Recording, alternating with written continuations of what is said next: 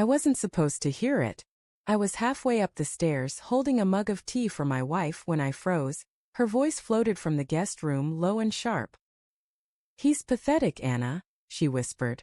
"I don't love him anymore. If he just vanished before my birthday, that'd be perfect." The mug slipped from my hand. It hit the hardwood with a hollow crack, tea splattering across my socks. Silence followed. Then her voice, trembling, cautious. "Ethan? Is that you?" I didn't answer. I just stared at the broken mug, at the slow drip of brown tea crawling toward my feet. My heart thudded so hard I thought it might burst through my chest. She came out seconds later, her phone clutched tight, eyes wide. What happened?" "I dropped it," I muttered. My voice sounded foreign, detached. "Who were you talking to?" Her lips parted, and in that fraction of a second I saw the lie form. My sister. Just venting. Her sister, Anna. That checked out. But the venom in her voice hadn't sounded like a sisterly chat. It sounded like something darker, colder. That night she acted normal. She laughed at the TV, asked about my day, kissed me goodnight. But her touch felt like frostbite. I lay awake long after she fell asleep beside me. Every time she shifted under the blanket, I flinched. "I don't love him anymore." The words replayed in my head until dawn. The next day I checked her phone. I hated myself for it. My hands shook as I scrolled through her messages, praying to find nothing.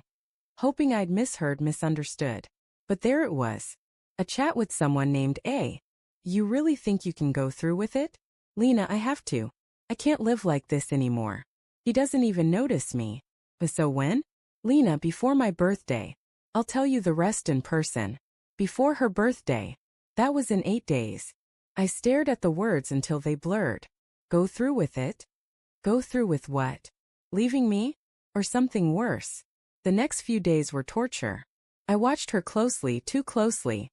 Every smile, every casual glance, every phone call became evidence in my private trial against her. When she hummed while cooking, I wondered who she was really thinking of. When she said, "I love you," I wondered if she meant it. And when she left the house at odd hours saying she was meeting Anna, my stomach churned. I decided to follow her. Thursday evening. She left in a beige coat, hair tied up, phone pressed to her ear. I waited 5 minutes, then took my car and followed from a distance. She didn't go to Anna's apartment. She drove to a quiet street near the river, one lined with old townhouses and flickering lamps. She parked outside a small cafe, the Willow Nest. From my car I watched her walk in. Moments later, a man stood up from a corner table to greet her. Tall, mid-30s, dark jacket, confident. He kissed her cheek like it was routine. My throat tightened. She smiled at him, the smile she hadn't given me in months. I sat there for 2 hours barely breathing, watching them talk, laugh, touch hands. When she finally left, she looked lighter, like she'd just dropped all her burdens onto his lap. When she got home later, she hugged me. "Sorry, I was with Anna," she said. I nodded. "Yeah, I know." The next morning I called Anna. "Hey, it's Ethan," I said, trying to sound casual. "How's everything?" She hesitated. "Fine, why?" "Just checking. You and Lena hung out last night, right?" A pause. Then no. "I haven't seen her since Sunday." I closed my eyes. "Thanks." When I hung up, something inside me cracked open. The kind of crack you don't recover from. I didn't confront her right away. I needed to know who he was. A search through her phone bill revealed an unfamiliar number she texted every night. I called it from a hidden number. "Hello," a man answered. I hung up. Then I searched the number online. It led to a name, Aaron Cole, a real estate agent. 2 hours later I sat outside his office, staring through the glass. And there she was, my wife, laughing beside him at a desk, her hand brushing his arm. It wasn't just an affair. It was intimacy, comfort, partnership. I felt sick. That night I packed a small bag and drove to a motel. I didn't tell her where I was going. I just needed space to think, to breathe, to stop shaking. Around midnight my phone buzzed. "Lena. Where are you?" "Lena. Ethan, please answer me." "Lena. I'm worried." Worried. The word made me laugh bitterly. She wasn't worried about me. She was worried I'd discovered her secret. I didn't reply. At 1:12 a.m. another message came. Lena, we need to talk. It's not what you think. They always say that. The next morning I went back home. She was pacing in the kitchen, eyes red from crying. Where were you? She asked. I couldn't sleep. I thought something happened. Something did happen, I said. You happened. She froze. Ethan. Don't. Just don't. I tossed her phone on the counter. Aaron Cole. Ring any bells. Her mouth fell open. You how? I followed you, I said quietly. You told him you don't love me anymore. That you wanted me gone before your birthday. Tears welled up in her eyes. It's not like that. Then what's it like? I asked. Tell me how whispering about me vanishing fits into your marriage vows. She pressed her palms to her face. I was angry, okay? I said things I didn't mean. I laughed short, sharp, ugly. Angry enough to lie? Angry enough to meet him behind my back. She shook her head. Aaron's my ex. He came back into my life a few months ago. I shouldn't have let it happen. Let what happen? I demanded. Her silence told me everything. For a long time neither of us spoke. Just the sound of our breathing filled the kitchen, heavy and uneven. Finally she whispered, Ethan, I'm sorry. I didn't sleep with him. We just talked.